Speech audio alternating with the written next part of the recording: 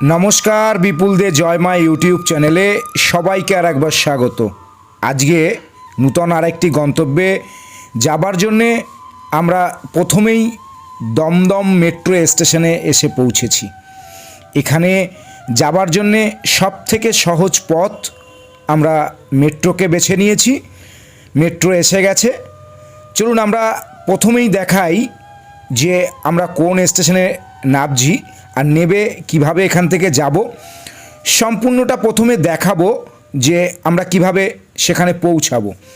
আর আজকে কথা দিচ্ছি আপনাদের প্রত্যেকের শৈশব ফিরিয়ে আনবো, একদম কথা দিচ্ছি। আমরা এই যে মেট্রোর স্টেশনের গিরিশ পার্ক মেট্রো স্টেশনে নেমে পড়েছি ইতিমধ্যে। আমরা ৩ নম্বর গেট থেকে বাইরে বেরোবো। ৩ নম্বর গেট থেকে বাইরে বেরোলেই দেখবেন ডান দিকে অটো দাঁড়িয়ে আছে, একদম রাস্তার উপরেই গেটের সামনে অটো দাঁড়িয়ে আছে। অটোতে উঠে বলবেন চালতে বাগান। চালতে বাগান 12 টাকা আপনার থেকে ভাড়া নেবে, নামিয়ে দেবে। বলবেন ওখানে নামবার পরে বলবেন ঝুলন বাড়ি। হ্যাঁ, কলকাতার এতটাই বিখ্যাত যে ঝুলন বাড়ি বললে এই অঞ্চলে মানিকতলা অঞ্চল বা চালতে বাগান অঞ্চল যে কেউ আপনাকে দেখিয়ে দেবে। চলুন আমরা কিভাবে এলাম আপনারা তো দেখলেনই। এই রাস্তার উপরেই এই বড় লাল বাড়ি, তার বাদিকেই একটি সরু গলি, সেখানে এই ঝুলন বাড়ি। চলুন আমরা প্রথমে আপনাদের নিয়ে এই ঝুলন বাড়ির গলিতে প্রবেশ করব। আর এখানে একটি মেলা বসে এই ঝুলন উপলক্ষে। হ্যাঁ, এই মেলা বসে। আমরা অবশ্য ঝুলনের দিন একটু সকাল সকাল এসে পৌঁছেছিলাম, তখনও ঠাকুরের দর্শন আমরা পাইনি, কারণ ঠাকুর বা বিগ্রহ বসবে বিকেল 4টেই। আমরা অপেক্ষা করিনি, আমরা সকাল সকাল পৌঁছে গেছি সেই বাড়িতে। শ্রী শ্রী রাধা গোবিন্দ জিউ ট্রাস্ট ঝুলন বাড়ি।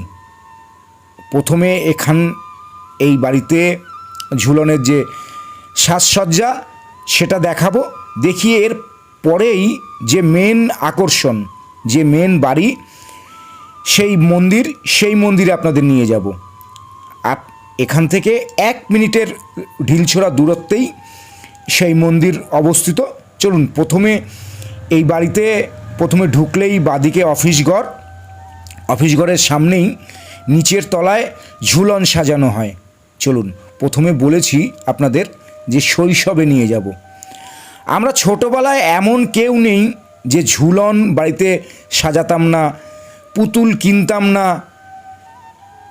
ছোট ছোট সেই সৈন্য এনে বাড়িতে ঝুলনের সময় সাজানো আমাদের একটা, কি বলবো, যে সকলের মধ্যে যেন একটা কম্পিটিশন থাকতো, কার ঝুলন কত সুন্দর সাজানো হয়েছে।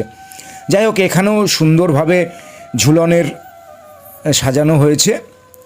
নৌকা বিলাস যে রয়েছে তারই আদলে জলাধার করা হয়েছে, আর তুলো দিয়ে উপরে আকাশ এর চিত্র ফুটিয়ে তোলা হয়েছে। আর ডান দিকে সুন্দর বনেদি বাড়ির একটি নকশা দেওয়ার চেষ্টা করেছে, সুন্দর সাজসজ্জা। আপনারা যে কোনো দিন এই ঝুলনটি এই বাড়িতে 7 দিন থাকবে। যে কোনো দিন এর মধ্যে যে কোনো সময় আপনারা যদি আসেন, তবে যদি সন্ধ্যা বা বিকেলে আসেন সব থেকে ভালো হয়, কারণ তখন আলোর রোশনাইয়ে আরও ফুটে ওঠে এই ঝুলনের যে সাজসজ্জা। যাই হোক, এই বাড়ি থেকে 1 মিনিট বলেছি ঢিলছোড়া দূরত্বে ওই যে রাস্তা দেখছেন, ওখান থেকে ডান দিকে এলেই আরেকটি যে বাড়ি রয়েছে বঙ্কু বিহারী দাসের বাড়ি, যার যে ঝুলন বাড়ি বা কলকাতার সব থেকে পুরনো ঝুলন, প্রায় 101 বছরের পুরনো সেই ঝুলন বাড়ির মূল দরজা আপনাদের দেখাবার চেষ্টা করছি। এই দরজা সবসময় খোলা হয় না। আমরা এই মুহূর্তে এসে পৌঁছেছি কলকাতার বনেদি বাড়ির যে কটি ঝুলন যাত্রা হয় তার অন্যতম একটি বাড়ি বঙ্কিমবিহারী লালের বাড়িতে।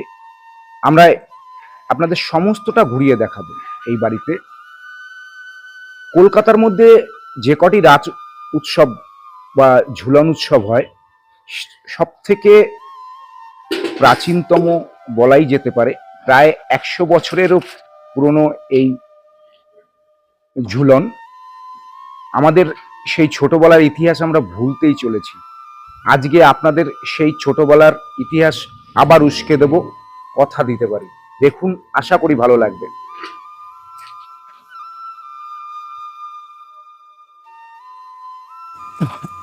এই বাড়িতে মূল দরজার পাশে আরেকটি ছোট্ট দরজা আছে, সেটি সবসময় খোলা থাকে। আপনারা এক ঝলক দেখে নিন কি বিশাল এই ঝুলন বাড়ি। 3 চূড়া বিশিষ্ট একটি মন্দির, আর এই মন্দিরের সম্পূর্ণ ইতিহাস এখানকার যে পুরোহিত মশাই রয়েছে তার থেকে একদম শেষে আমরা শুনব। এই মন্দিরে একটা বিশেষ ঐতিহ্য, এর গর্ভগৃহে কোনো পাখা নেই, তবুও হিমশীতল ঠান্ডা। এ এক অপরূপ লীলা, ঠাকুরের লীলা বলা যেতেই পারে। যাই হোক, এবার বলেছিলাম আপনাদের ছোটবেলার স্মৃতি উস্কে দেব। এখানে বিভিন্ন পুতুলের মাধ্যমে শ্রীকৃষ্ণের সমস্ত লীলা তুলে ধরা হয়েছে। সমস্ত লীলা এক এক করে দেখুন। সমস্ত লীলা শ্রীকৃষ্ণের সেই জরাসন্ধ বধ, ঐরাবত বধ, এক এক করে সমস্ত এখানে আপনাদের ধীরে ধীরে দেখাবো। বালি রাজার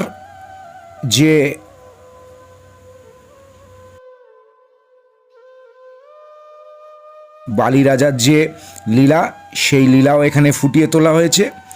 দ্রৌপদীর বস্ত্রহরণের মতো একটি লীলা এখানে ফুটিয়ে তোলা হয়েছে। শ্রীকৃষ্ণ পার্থর সারথি হয়েছিলেন, সেটিও এখানে ফুটিয়ে তোলা হয়েছে বিভিন্ন মডেলের মাধ্যমে। আর এখানে আপনারা এখন দেখছেন শ্রীকৃষ্ণের যুগল মিলন। এটি তো গেল ঢুকেই ডান দিকের, বাঁদিকেও এরকম বিভিন্ন মডেল দিয়ে প্রথমেই নৌকা বিলাস, তারপর বকাসুর বধ। এই হচ্ছে শ্রীকৃষ্ণের ঝুলনের একটি চিত্র। আমরা জানি এই ঝুলন শ্রীকৃষ্ণ এবং রাধার বা রাধিকার প্রেমের একটি লীলা।